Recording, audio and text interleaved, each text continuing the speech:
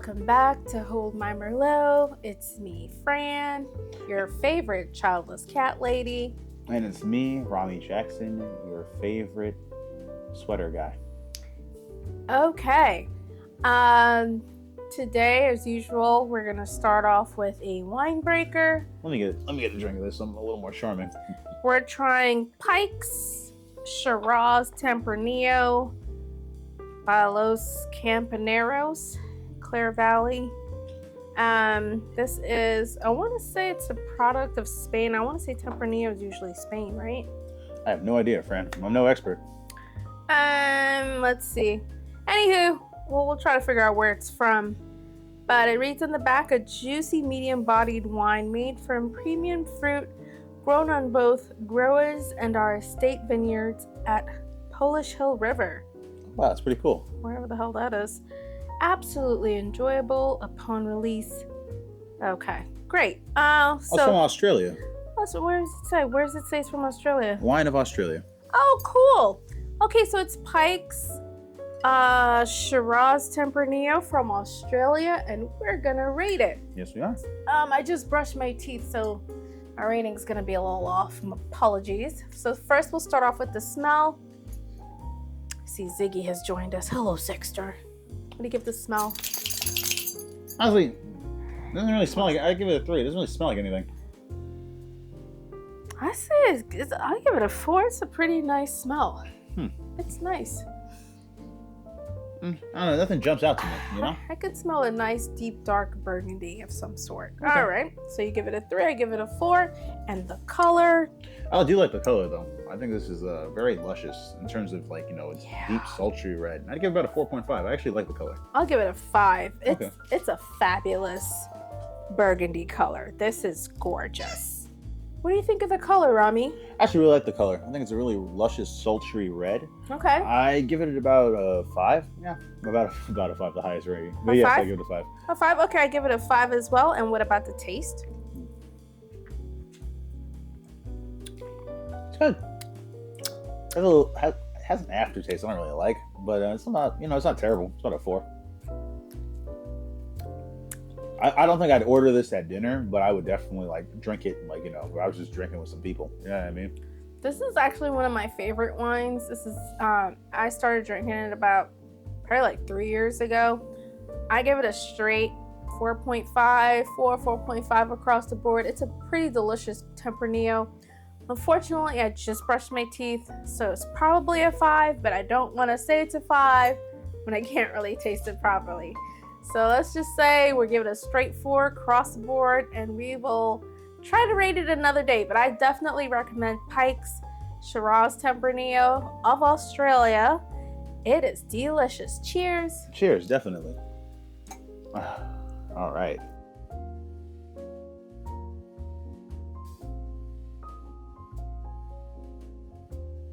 All right, everyone, it's Tariff Tuesday, and just like everybody's spirits, stock market has been crashing. Okay, we've lost over $3 trillion in value. I believe it's 6 trillion now. 6 trillion. So every day it's just maybe it's like two trillion a day since it started, or maybe $1 trillion a day. Or listen, we're just losing a ton of money, a shit ton of money. I've been watching a lot of MSNBC, and basically they say about 60% of the 350 million people in the United States invest in the stock market, and so 60% of the people who invest now have lost a shit ton of money. Whenever I open my 401k, I just think ashes and ashes to ashes, dust to dust, because honestly, the stock market is going bust. You feel me? Look at you rhyming. Oh, Look at you turning lemons into lemonade. I mean, shit, somebody has to in this economy, right? Right. Oh, God. And we're going to get into this later, but I really think that the worst part about this is that there's absolutely no strategy. There's none at all. There's no higher goal. Nope. They just want to look tough and wreck the economy because that's what tough men do. They make everyone poorer. I think there is a general plan and scheme that is going on behind Trumponomics, whatever people want to call it.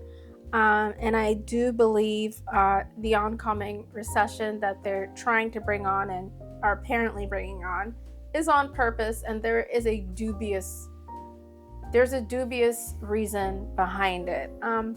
Understand that this recession did not have to happen. Nope. They were handed not a perfectly good economy, but a relatively good economy that was on the up and up. The only thing that was wrong, I mean, and it's pretty bad, and this is why Vice President Kamala Harris lost the election. This is one of the main reasons, is inflation was really high.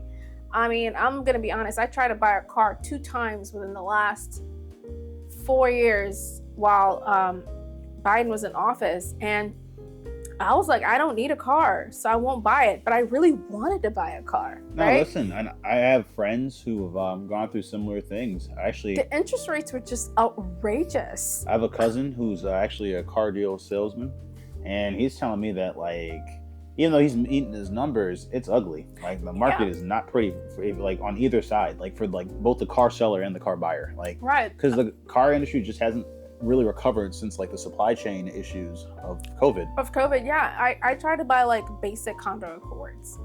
And I tried to buy, like, 2-3-year-old models. I wasn't even trying to buy, like, a brand new car. And every time I would get to the end of the process, by the time they gave me the price of everything, it's basically like $800 a month. And I'm like, why would I pay almost $1,000 a month after insurance and, gas and maybe some repairs and whatnot? It was going to be about $800 a month. And then, of course, you have to pay for parking wherever you live. I was like, that sticker price is too high. The car note alone is between $500 and $600 nowadays.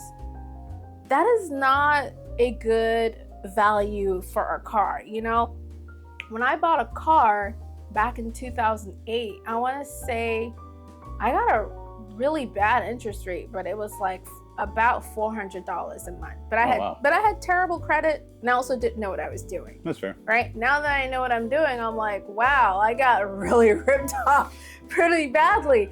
But back in those days, my friends' car notes, while mine was really high, were about $150, $200. I think the ones who had luxury cars back in the 2000s, early 2000s, were maybe like $250, But now it's like $500, $600. Who can afford that? But the interest rates were just too high, and I can't imagine what it would be like I also tried to get a condo. I tried to buy condos a couple of times, same thing. Interest rates were too high. Also, even though I made a pretty decent salary, they were like, you don't make enough money to keep up with these mortgage payments. And I was like, damn. I was like, what do you gotta be, like a millionaire to be able to buy something now, dude? How much money do you have to make? I'm being obnoxious, but basically, it's looking that way. Like, I know people who are in the Virginia home, like, housing market, and God, it's awful. Yeah. So, interest rates were pretty bad, but the overall economy otherwise under Joe Biden was pretty good. So for those who don't know what a recession is, I mean, it's good to just put it out there and define it. Mm-hmm. All right. A recession is a period of significant and widespread decline in economic activity that lasts for more than a few months, often characterized by negative GDP growth, rising unemployment, and reduced consumer spending. And so a recession is really 2 quarters of back-to-back GDP loss is determined to be a recession. And I think it's like, if it's like, we should look up the difference between recession and depression, because I know depression is longer, but I don't know how much longer it is. Yeah, but we're not going to talk about that because we don't want to talk. We don't even want to go there. Fair enough. Yeah, and I just want to read something from CNN from January 19th, 2025. As you know, the presidency is handed over on January 20th of every 4 years. The next time will be January 20th, 2028, right? Mm-hmm. Okay, so this is an article written by Alicia Wallace of CNN. This is what she said about the Biden economy. Okay, she said President Joe Biden will leave the White House with a strong economy, historic gains in the market, a foundation for future manufacturing growth, and having brought down decades high inflation without triggering a recession. Still, we all know the inflation rate was pretty high. Those feats, economists say, are even more impressive considering the nation was deep in the throes of a deadly economy-scaring pandemic. COVID virus. Yep. When Biden took office, his legacy will also include higher national debt, a wider trade deficit, and steeper costs for housing, healthcare, higher education, and childcare. Goes on to say, the 36 trillion national debt is a significant burden for future economic growth, a significant burden for the well-being of our children and grandchildren because it's a big sword hanging over them. That was a quote by some business school that she was quoting. And in the regard, my evaluation of the Biden administration is fiscally irresponsible. And she says, am I saying President Donald Trump was any better? No. I'm saying I think the new Trump 2.0 will be better? No. But when I look at Biden's fiscal record, he failed the class basically as well, right? No, I disagree with this. Oh, and then there's the high cost of living. Cost of living is high. I don't care what anybody says. While most economists agree that Biden was not to blame for inflation, the years-long bout of sharp rising prices hit Americans hard and ultimately cast a thick cloud over Biden's presidency that carried through to November's election. So basically what the article was, it was trying to give a fair and balanced look. Like, hey, listen, there were some really good things that came out of the Biden administration. And remember, the deficit and the debt isn't just all under Biden. This is accumulation of several presidencies and several administrations going forward that haven't cleared the debt or the deficit. And that's okay. Right. Honestly, the debt and the deficit don't matter. They are made-up problems. And can you explain that? The U.S. is the world's reserve currency. We can run high deficits. A lot of our deficits come from the U.S. government doing things that help us and help the people. Republicans only want to cut the deficit on paper so that they can really just shrink government services and all the work that the government does for people. They don't actually care about the deficit because the Trump tax cuts added, I think, like literally $1 trillion to the deficit. Yes, that is very true. But I think what this person, Alicia Wallace, was trying to do is kind of give a fair and balanced report on what she thought the Biden administration did. As far as I could tell with all the economists, unless you were watching Fox News, everything was going pretty decently. I thought the economy was doing relatively well. The only thing is I will say that grocery prices were through the roof. Especially eggs. Forget about the eggs, like everything. To me, almost everything I bought doubled. And I'm one person. And I can't tell you how hard it was for me to go to the grocery store. Every time I went, I was like, oh my God, like I blew through credit, like getting groceries and paying it off the next month. It was really hard, you know? Yeah. And I know for families, it has to be even harder. Yeah. That's the thing.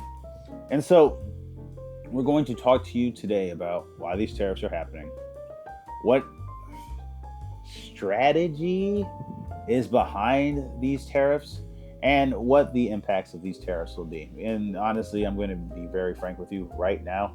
They are not good, and we're all going to be poor. All right. Well, let me just play something.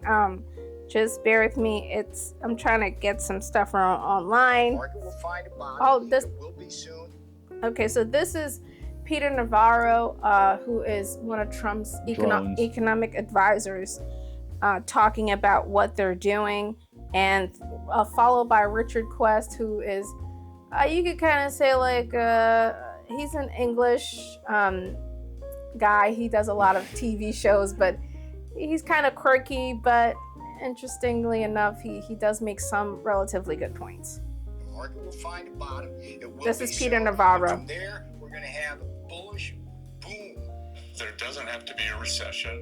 Who knows? And these are other people within the Trump administration talking about the economy. The market is going to react in a day, in a week. You need to reset the power of the United States of America and reset it against all our allies and our enemies alike. It's a strategy to create a gold age in America for the American worker. That's a strategy. And that doesn't. Okay, so this is Richard Quest now responding to all of them. To be a recession, says the US Treasury Secretary. He's right. There doesn't have to be a recession.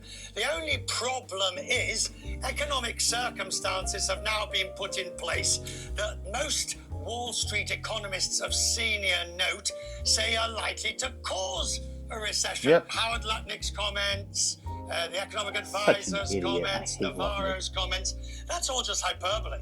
That's all just basically, it's going to be great, it's going to be marvelous, it's going to be fantastic, it's going to be wonderful, it's going to boom, but this is the reality. And at some point, ladies and gentlemen, at some point, there is so much disruption that the market simply can't take it. Yep. And jobs go, investment stops, Yep. the recession happens. All right, so go ahead, Rami. No, it's just one. Lutkin is probably the dumbest person in the Trump administration outside of Trump and Elon. Like, have you heard him speak? Like, him and Bassett, both of them are just like, they just like say words that like sound like, you know, just Trump orthodoxy, but like in the dumbest way possible. Like, oh, we are going to like build all of these new factories overnight, and it's just going to increase GDP. And like, if you know how any of these things work, one, you don't build factories overnight. Right. Like, two, GDP increases, like, or increases in GDP, you can't just pull them out of thin air. All right, it takes like strategy and long-term industrial planning. These people just want to create factories out of thin air. They think you can just pray and a factory will just pop, like poof, out of nowhere. Like, you can instant transmission, like from Dragon Ball Z, a factory from China back into the United States. It's like, no, it doesn't work that way, my friend. And we're like, that's really my first point. There is this, and I need you to bear with me on this one. Sure. Right? So the Trump administration wants to increase American manufacturing. Now, here's the thing. That actually is not a bad idea. Okay? The problem is that these people are operating off the idea that factories operate how they do. Back in the 1800s. Not even the 1800s. But you know what I mean? I'm being ridiculous. Yeah. But back in the days, back when factory workers made a lot of money. Yeah, like... And had pensions. No, but like, factories now are highly automated. A lot of the workers who work in these factories have very specific certifications and skills that allow them to operate like the robots that build the products and stuff like that. Like, American factories just don't work how they used to in the 1950s and 60s. And so as a result, you're not going to get this whole surplus of labor that's qualified to take on these factory jobs. Like, Scott Bassett, like Secretary Bassett of the Treasury was saying, like, oh, the fired federal workers can just work in the factory. One, that's dumb and condescending. But two, your average factory worker now is highly educated and is working with advanced machinery and equipment that is designed to produce like the actual advanced products and goods that American factories are known for. Like, America doesn't produce T-shirts. No, we don't. All right, we have like factories in Vietnam and China and Mexico that do shit like that. Like, no, like, American factories, like we've said before on this show, produce things like rocket parts, pharmaceuticals, stuff where like tanks, guns, grenades. Yeah. And I'm not saying like the people who work in those factories F-35s. like stuff that like very skilled workers like are actually behind like airplanes. The machines doing. You know what I mean? And so and also too, you know what, to stop you there too. Yeah. America is it's the brain behind a lot of ingenuity. Yeah. Okay. So one of the things that the United States exports, you know, because I know Trump wants to go back to the good old days where people worked in factories and made things. And I know a lot of unskilled workers would love that to come back. But we are way past that point. Yes, we are. We have to move to an age where we educate the population so that they can work jobs from home. Maybe it could be customer service jobs where we're helping one another. But remember, a lot of those customer service jobs now, when you call those 800 numbers, they're in Jamaica and I don't know, India, and there are a lot of call centers overseas that have taken those jobs. So there have to be also laws that are created so that these jobs don't go overseas. And I'm not trying to be rude. How many times have you been talking to someone overseas that you could not understand? I can tell you it's happened to me more than enough to be very frustrated getting the wrong service because I'm talking to someone that doesn't live in the country, that doesn't even understand what I'm talking about. So we need laws to protect workers, and we need laws to keep jobs within the country. Like, certain jobs just shouldn't go overseas. when I call an 800 number to get a package of some sort, like some kind of digital package of any sort, I really feel like I should be talking to an American. Why am I talking to someone who probably doesn't use the same type of package? Because it's cheaper. Yeah, because it's cheaper. So, but in general, we're the brain engines of a lot of new ideas, new products. Facebook, Instagram, Twitter, all these big tech companies. What does Oracle do? Oracle does what? Oracle does a lot of like database. They build databases. Database building, database management. Mm-hmm. A lot of software ingenuity, a lot of tech ideas, just a lot of big brain ideas. No, but also you got pharmaceuticals, to your point. Right. You have like a lot of American companies produce a lot of medicines for around the world, like just media and entertainment. Right, as well. Media and entertainment too. But I'm just saying. But to me, America is.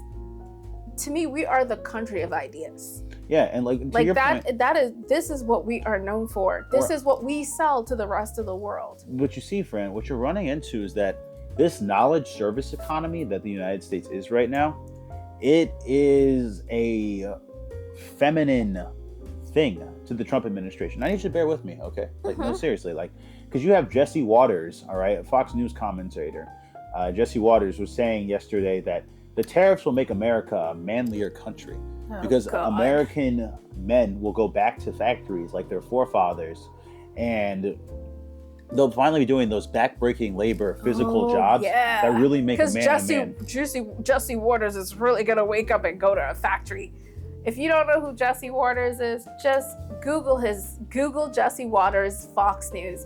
That guy has never done a day of hard work. He looks like his nails are probably done every week. Not saying there's anything wrong with it, but this is not someone who knows anything about being a manly man, right? He probably has never done like hard labor. He's been on Fox News since he was like in his early 20s doing like silly commentary. Yeah. And he's grown up in that industry. So I'm like, what do you even know about hard work? And unlike Tucker Carlson, Jesse Waters is...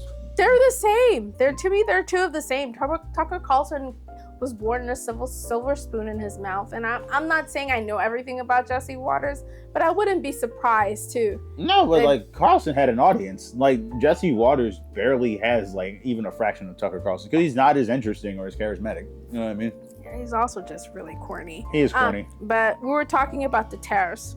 No, but like part of this like Trump administration focus on manufacturing jobs is to get men to be manlier. No, literally. And this isn't just a conservative thing though. As a country, we have this obsession with bringing back manufacturing from like the 1950s and 60s. I don't think we do. I think the Trump administration and the Trump people do. No, because you have Democrats like Ro Khanna. Oh yeah, you know what? Obama did talk a little bit about bringing back some manufacturing jobs. So you're right. And like, here's the thing. Like, I think like yes, it's actually good for a country to make shit inside of its own borders. To make some things. Yeah, but the Trump administration obsession with this comes from this really misogynist, like chauvinist idea that like men need to make things. Men who work behind a desk are effeminate. Like, and it's just like, it's not true. If like, listen, my father, his first job was working in a bottle factory as a kid.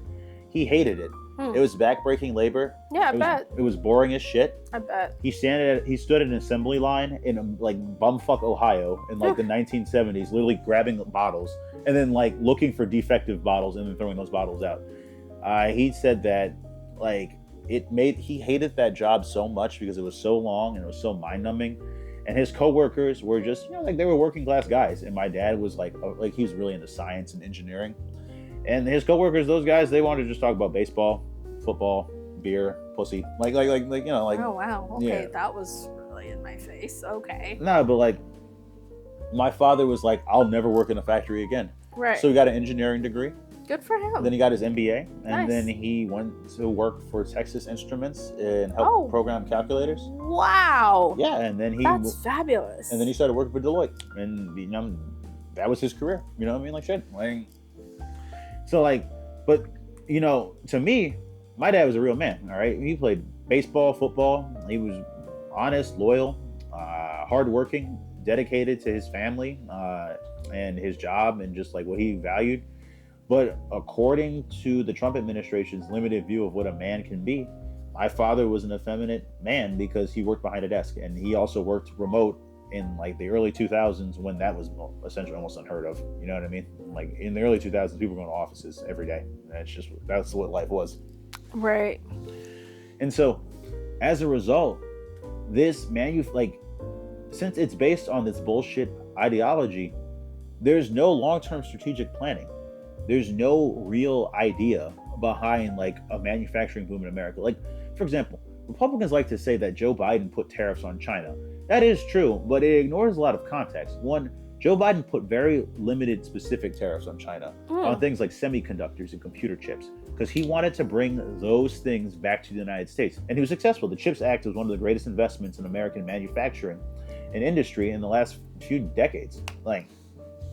But those tariffs, again, were very limited because Joe Biden knew that free trade is the backbone of the American economy, and that also we do a lot of trade with China. You can't just cut China out and have the U.S. be okay. Like, the world is too globalized for that. It does not work that way anymore. So he said, we're going to put tariffs on these two things, semiconductors and microchips, where they are a strategic, like, national security threat, because honestly, China should not be creating all of the world's like microchips and semiconductors. America should be able to make those things in case like things between the U.S. and China get even worse, which they have under Trump. Of course they have. He's putting 100 and some odd % tariffs on everything they do now, which is so bizarre. But on the other hand, Joe Biden also created a long-term plan to bring factories and companies from Europe back over to the United States by investing heavily within American industry here. All right, like for example, the Green New Deal. Yeah. Part of the Green New Deal that like Europe didn't like was that American the U.S. government was investing heavily in the American green energy sector, but we were also reaching out to European companies. Oh, really? And we were like, hey, if you build your windmill factory over here, we'll give you a lot of money. All right. So and you will pay lower taxes so that you can build that factory here and like get all of those like basically green energy credits.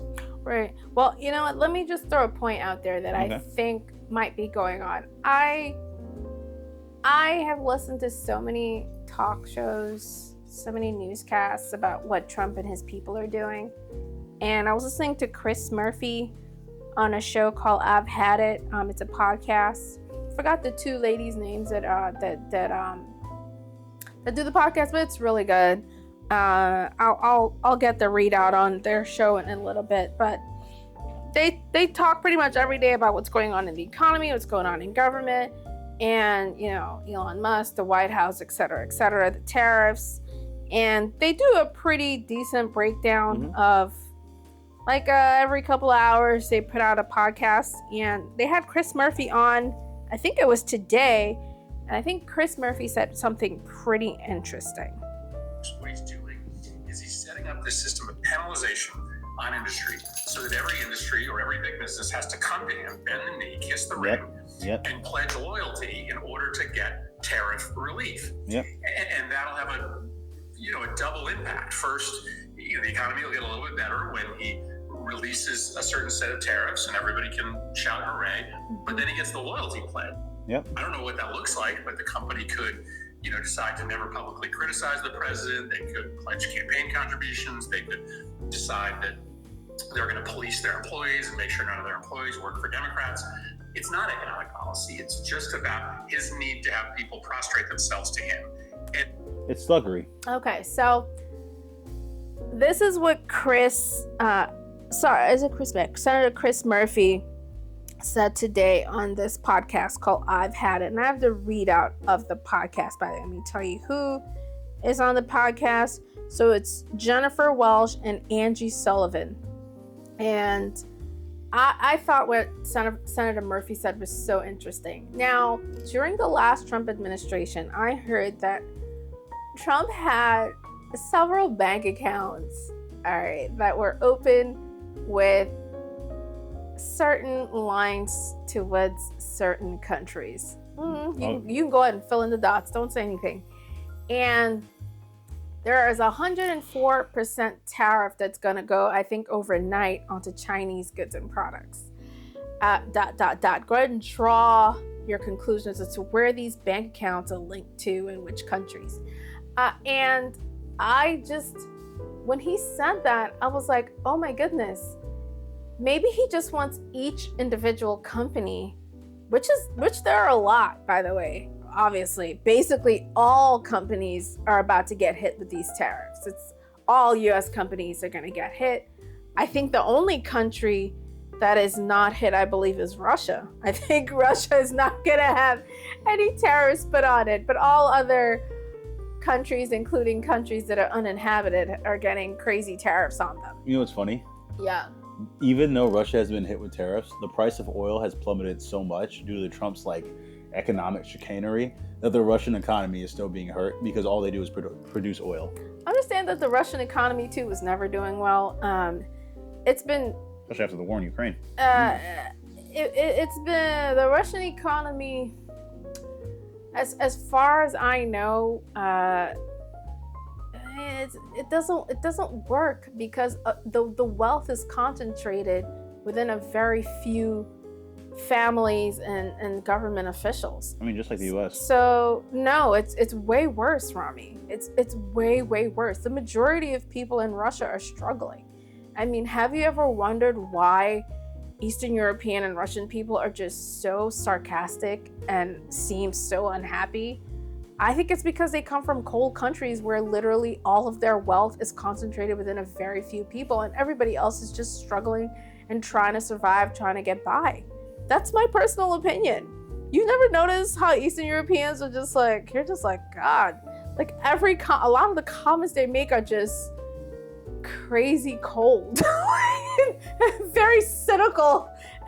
And anywho, most of the Eastern European people that Russian people I knew in my graduate program, cynical, had a very good deadpan sense of humor. I will say that. Yeah, yes. and like sometimes like I'll be talking to someone from Eastern Europe and they'll say something and I'm like, wow, that was crazy sad, but it's hilarious, and you don't want to laugh because you're like, did you really just say that? Like with a smile on your face? They'll be laughing about some really crazy shit.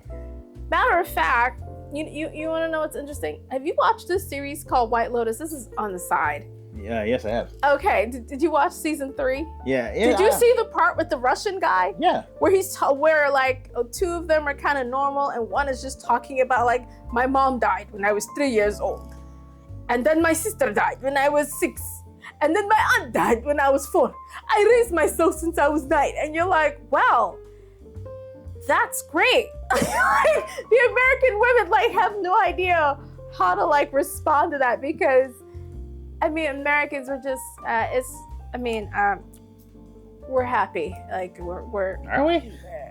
Yeah, but we don't tell people. Are we happy? But I'm just saying. But in general, I mean, a lot of us have gone through some fucked up shit, but we don't tell everybody everything right away. Well, actually, that's why a lot of cultures think Americans are fake. Yeah, and that's okay. I'd rather be this pretentious happy person all the time. But that's besides the point. But anywho, I was talking about these tariffs and what Chris Murphy was saying. I think what Trump is doing is he wants each individual company to give him something. Yes. To get tariff relief. Yeah. No, I think that's a great point that you're both making. And I'm like, that is some crazy mob shit. Yes, it is. That is insanity. Do you know how many companies he would have to go through? Yep. And there's a monarchist aspect to it too, because it's like you have to prostrate yourself in front of the king. You know what I mean? Right. You have to bow. Right. And this is where we will get into another comment from another person on MSNBC who made a really good point that all of this is it's basically, I'm not going to say it's not legal because Trump has put into place a bunch of executive orders and also emergency orders those have rendered him no legal standing. Right. So that you can that's the thing, the American institutions are so cowardly that they're just going to follow Trump's executive orders, even though executive orders don't have the force of law behind them. All right. They are directives, however, to Agencies, sure. right, But to the rest do of society certain doesn't things. have to follow that shit. Right. So I'm going to play a clip from Jason Furman of the Harvard Kennedy School. He was on MSNBC earlier today with Chris Jansing, and this is what he said about the tariffs. I'm trying to get the volume. Oh my goodness. Sorry. One second. Just one more point about these tariffs, everybody. The way they calculated them is the dumbest shit ever. They looked at the trade deficit between the U.S. and other countries, and then they split it in half.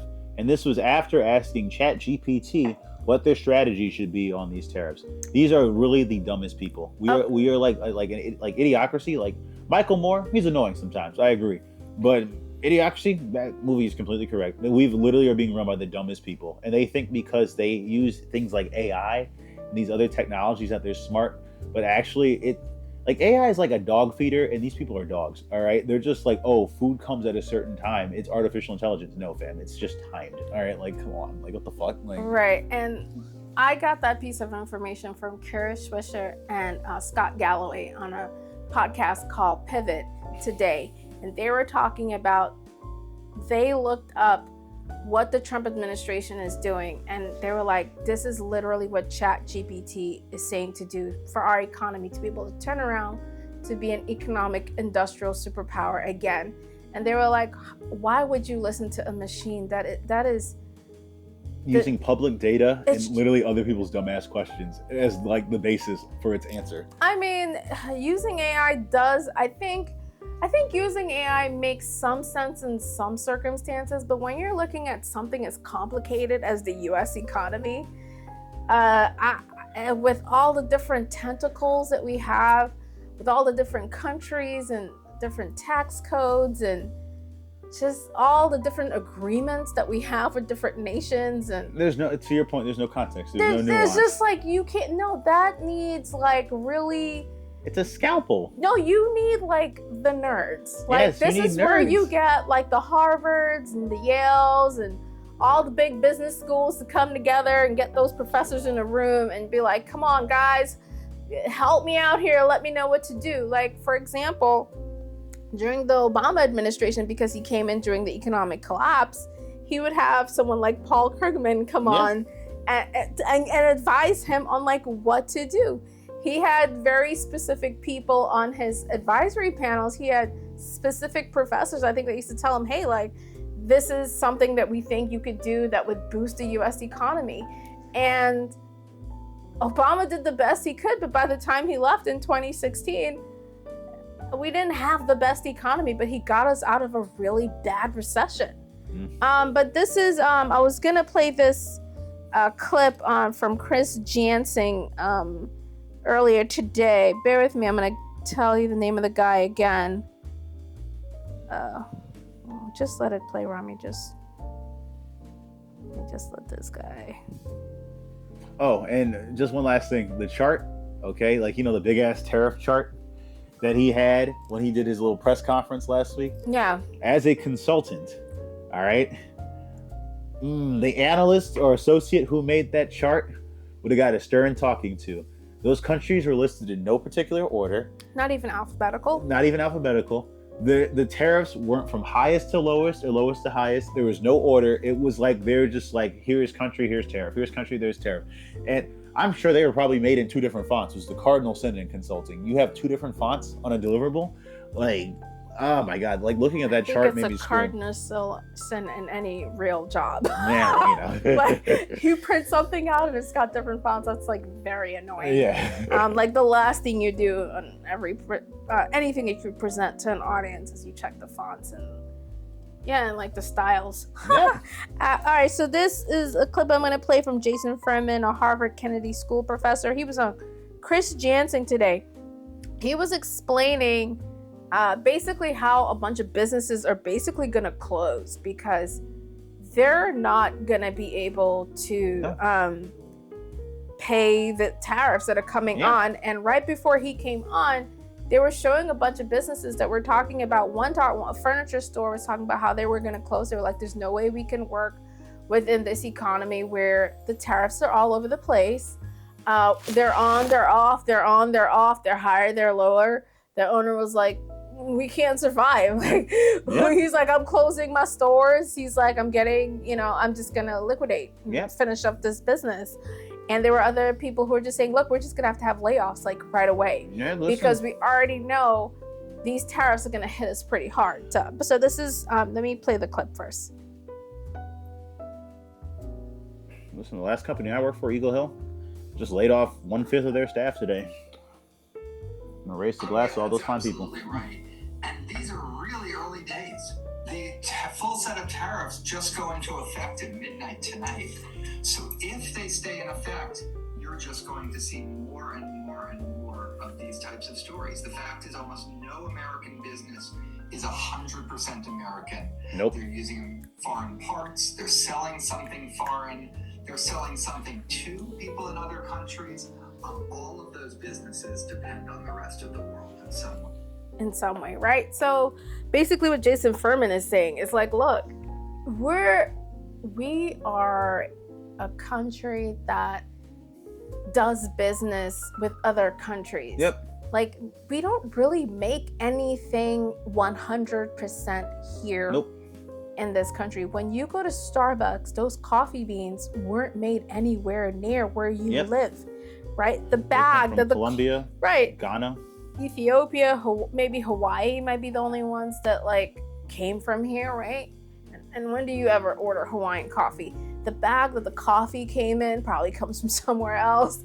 The coffee grinder was probably made in Germany because they make really good products. I mean, the cups are probably made in China because ton of shit is made in China. Look underneath it. Usually a lot of our stuff is made in China. And the MAGA hats. Look, the computer software that's in there might have been made in the United States. The computer parts might have been assembled in China. There's no business that does business like solely 100% within the United States anymore. I'm not saying there's absolutely no company, but most companies just don't. Yep. And so to this person's point and to Fran's point, what you're going to see is really a lot of like small businesses are going to close. And big businesses too. Yep. Who's going to be able to eat 105% tariffs? Nobody. Right? And like, that's like one point that I think the media isn't really discussing enough. This is bad for consumers. It's bad for everybody. We're going to see way more monopolies and oligopolies, okay? We're going to see industries shrink to either a few large players or to just one major monopoly. This is going to kill the power of the American consumer in more ways than one, because now we have to go to a business that controls the entire market functionally because they're the only people who can afford these tariffs. But here's the thing, even those big businesses, they're not going to sell everything that they used to sell just at a higher price because of the tariffs.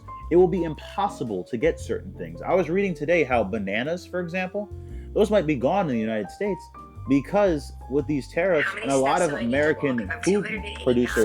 Sorry. Go ahead. A lot of American food producers don't really produce bananas like that. We have to import a lot of our bananas. And so a lot of those bananas are gone. All right. Pineapples too. But American industry is not as self-sufficient as the Trump administration wants it to be. And if it wants it to be more self-sufficient, it's going to take decades of industrial planning. You can't just tariff everything overnight. No, you can't. And then like keep acting like the world is just going to bow down to the United States. The world will leave the U.S. behind. The U.S. is just one country. It's the biggest economy, sure. But for right now. Like, here's the thing. The Belt and Road Initiative, that thing is already showing major benefits for China and those countries that are... What's the Belt and Road Initiative? The Belt and Road Initiative is an initiative by China to connect basically Europe, Asia, and Africa all together, like the Silk Road from the past. Oh, the Silk Road, right, nice. And it purposely cuts out the Americas. Now, China does a lot of business with Latin America, so it kind of helps them. But it purposely cuts out the U.S. and it's trying to build ultimately an alternative economic model to run the planet around. And the United States, like, we're helping China. Like, that's the thing. Like, you think these tariffs are hurting China? No, China's happy. Like yes, China's going to get hurt too because their economy has a lot of connectivity with the United States. But China is countries don't like America. They just like that America's stable.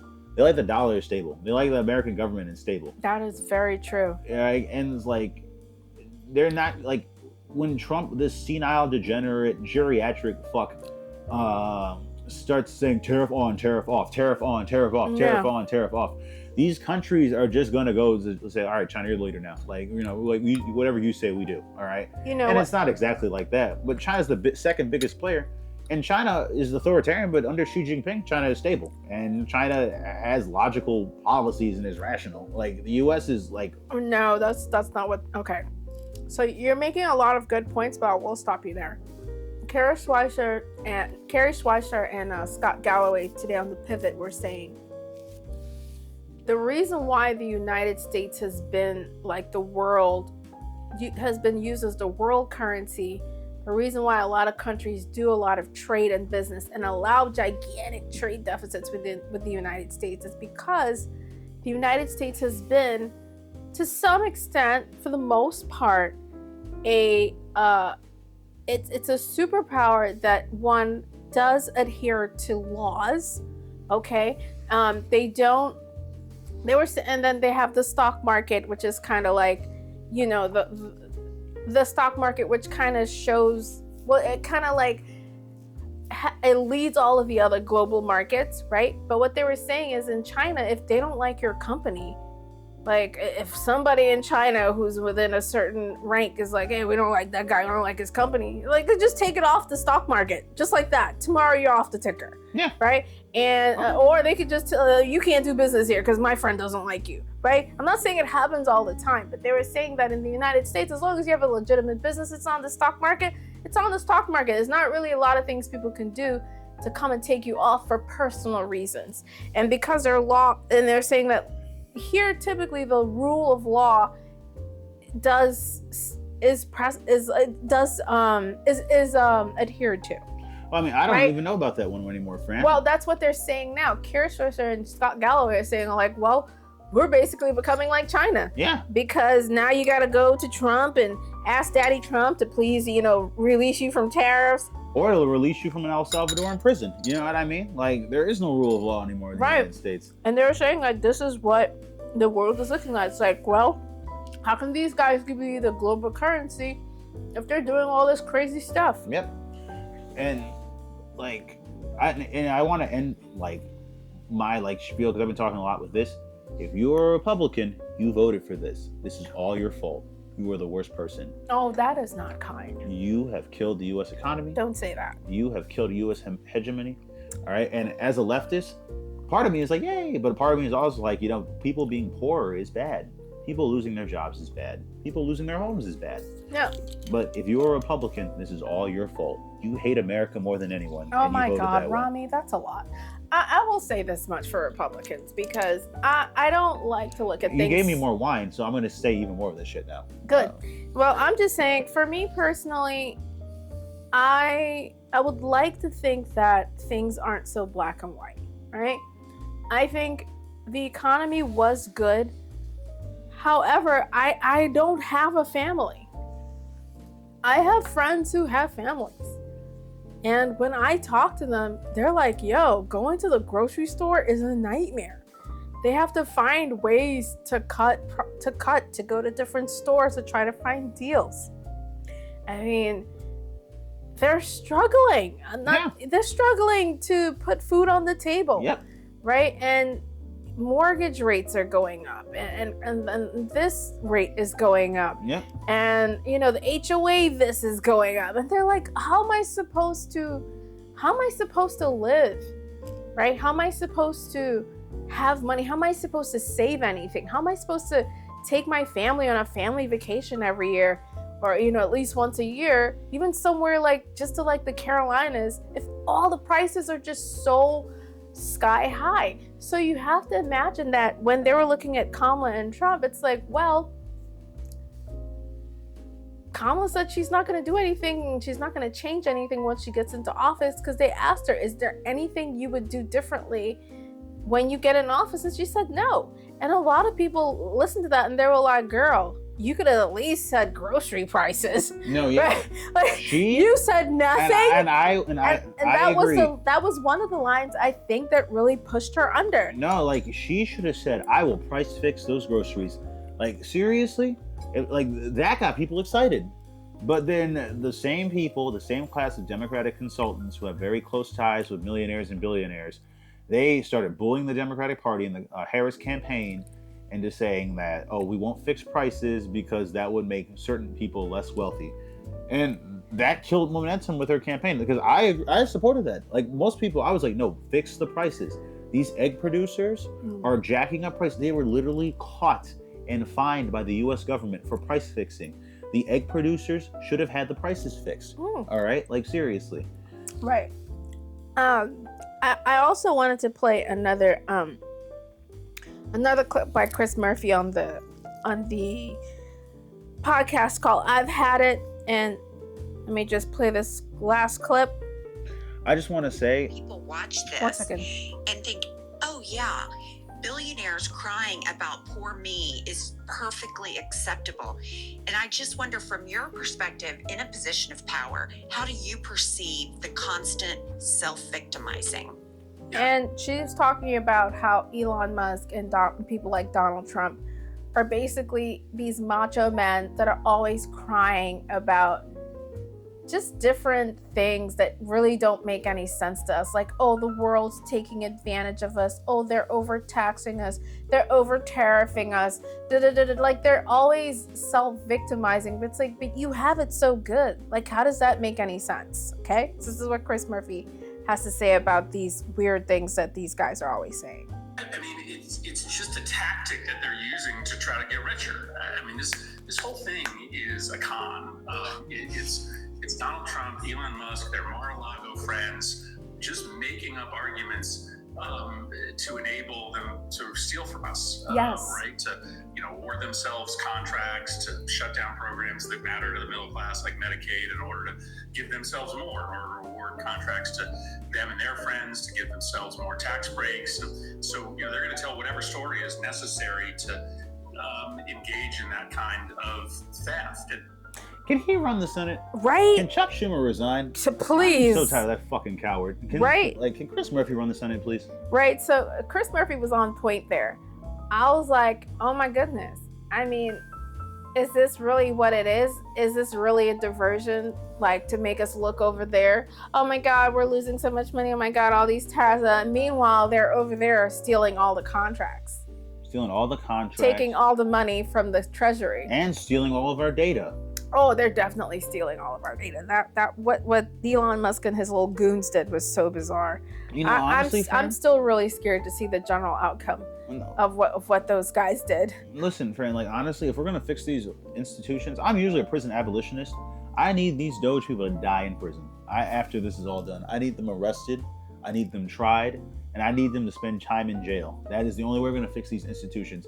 The Democratic Party, honestly, y'all fucked up. Y'all should have put Trump in jail when you had the chance, but you're too scared. No, they tried. Come on, They man. did not try. Yes, they did. They did not try. They did not try. When there was a coup in Turkey, you know what the Turkish government did after it got its shit together? They took all them officers and those soldiers who had that coup, and they put them in jail, and you never saw them again. All right? I'm sure they're all dead now, if anything. You know what I mean? All right, but you know what? But the United States, let's just be real and Rami, we need to calm down with that. That's not good. One of the things that the U.S. government prides itself in is that it does not want to act like third world countries where, okay, Rami, just relax. You need to calm down. You need to tone it down. You can't say certain things, Rami. Okay, then be like Brazil and put them all in prison. They're putting Bolsonaro Rami, on trial. Listen, I'm not going to put that out there. What? Because it's not good, Rami. We work for the government. You can't say certain things. Okay, just relax. I'm trying to help you. If this show ever gets big, we're never going to get government contracts with you saying stuff like that. To put criminals in prison? Anyway, Rami, I'm going to continue. The United States likes to think of itself as above the fray and doesn't put, former political officials into jail, even corrupt officials like former President Donald Trump and some of his cronies who have actually gone to jail, by the way. He's the only one that hasn't gone to jail because the United States does not want to put a president in jail because it's just not the type of thing that we do here. Yeah.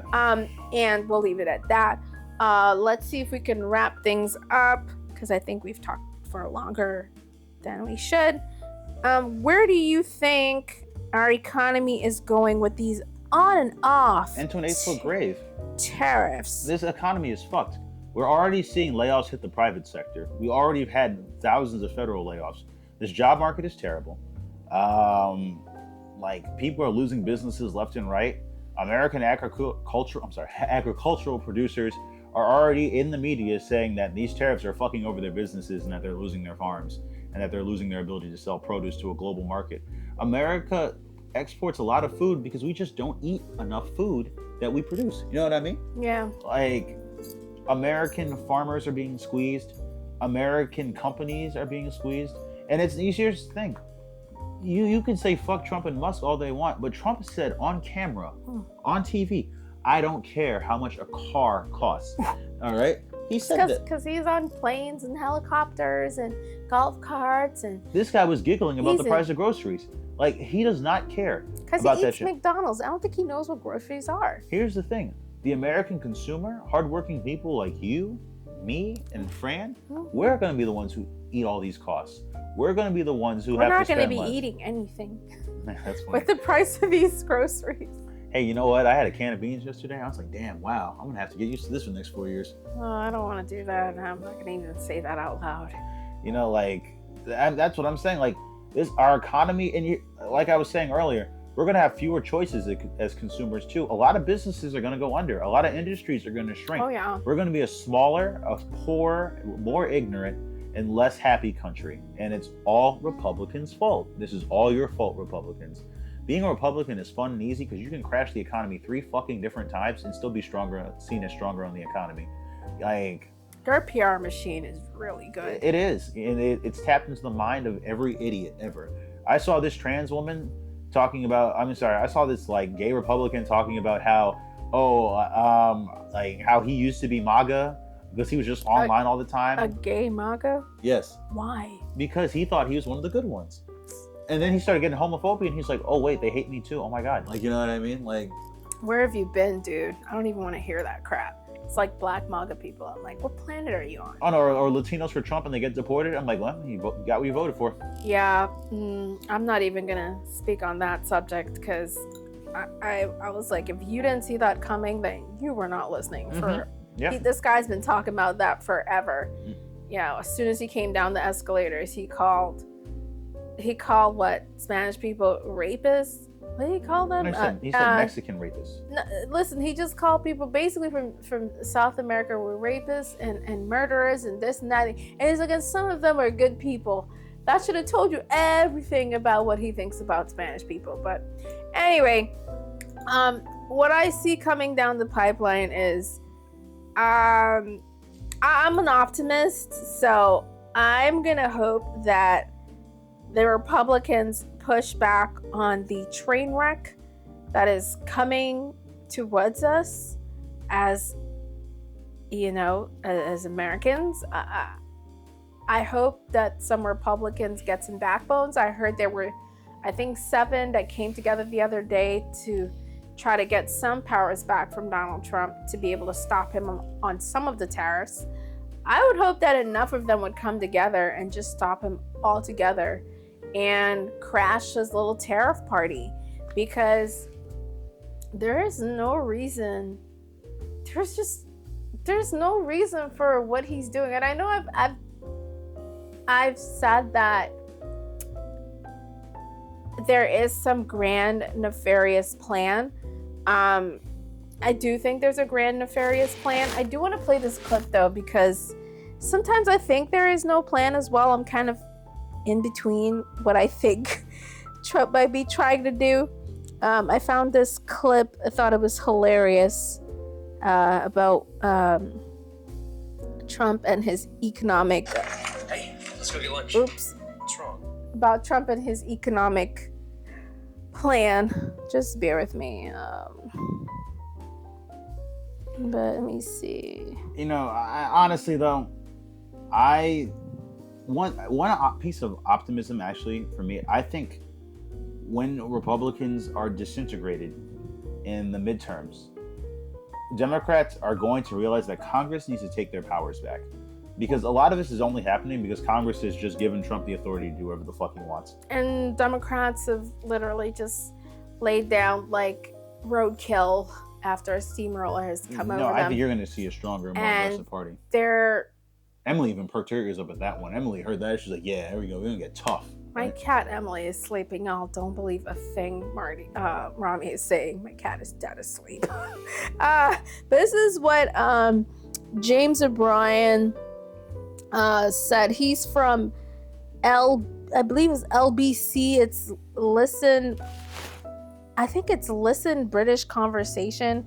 Bear with me. I'll tell you guys what LBC is, but it's a podcast that I do listen to. Let's see. This is what he said about Trump.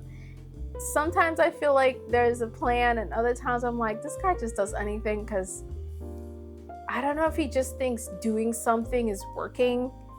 I don't know. Of epic crisis. And this is the closest I've come to an insight since this whole crazy business started. Stop it. Stop looking for the game of 4D chess, or stop looking for the secret Rosetta Stone or skeleton key that would allow you to unlock the inner workings of Donald Trump's mind, and look instead at what you know. Look at the facts as they are in front of you. What the world is suffering from now is the imposition of a personality that is quite spectacularly petty, simplistic, and vindictive. Yep. He's a dumb child. That's really what he is at his core. I found that quote so powerful because I was like, it's the only way I could really think of it, but I'm like, no, there has to be some nefarious thing going on, because I feel like Trump is very transactional, and I don't think he would be doing anything without there being some benefit towards him somewhere, somehow. He gets to not be in jail. That's the benefit. He's not president. He doesn't get to be in jail, and that's the benefit. Everything else is irrelevant to him. I don't think so. I think there is some money-making scheme going on right now. He wants to now. enrich himself, but like, I don't think there's anything higher than that. I'm waiting for the Wall Street Journal and the New York Times to come out with that article about how much money he's made over They're not some of gonna these. do that. Fuck the New York Times. They are. I think they will. They're cowards. But what are your ending? I know we're trying. My ending thought is that honestly, buckle in, save your money. Yeah. If you have any. If you have a job, keep one. Yeah. Sit still. If you don't have a job, I pray that you go and find another one soon. Like, hopefully, truly. Like, I'm rooting for everybody who isn't part of the Trump administration, even those dumbass Republicans, because honestly, more poor people is bad, even if you're a Republican. You know what I mean? And I will end on Democrats, please do your jobs. Yes. I feel like everything can still be reversed if you keep talking on the bully pulpit like what Senator Cory Booker did the other day, where he did a 25.5-hour marathon filibuster where he talked about what the Trump administration is doing and how people need to be more courageous. Yes. And we need more things like that to happen. We need the Democrats to be out every single day explaining exactly what Trump is doing. Like the fighting oligarchy rallies that Bernie and AOC are doing. Those are perfect. And the protests that are happening, we need more protests. But in general, I feel like we shouldn't have to protest. Like, we have people in office that have been selected to represent us. Like, do your jobs. The Republicans, when they were in the minority, when Obama was in office, they were such little shits, but they got their little points across.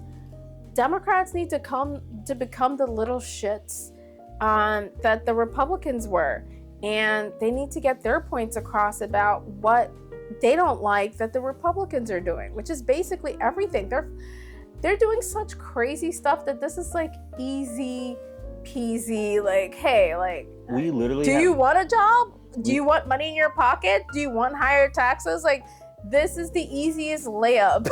No, listen, we literally to getting back the House, the Senate, and the White House in the next election. Measles outbreak. The U.S. literally got rid of measles through mass vaccination. But we have so many idiots, and the current Trump administration is so incompetent that there is a measles outbreak in Texas. All right, it is not covered. Easiest layup. It is not covered because everything like the Trump administration, it just doesn't get covered because everybody wants to bow down to him, even though he's dumb and incompetent. Right, but we've got to go. Yes. Say keep listening to the headlines. Keep your ears open. And keep hope alive. Yeah, like your 401k, we are out of here. Take care, y'all. That was funny. You are funny.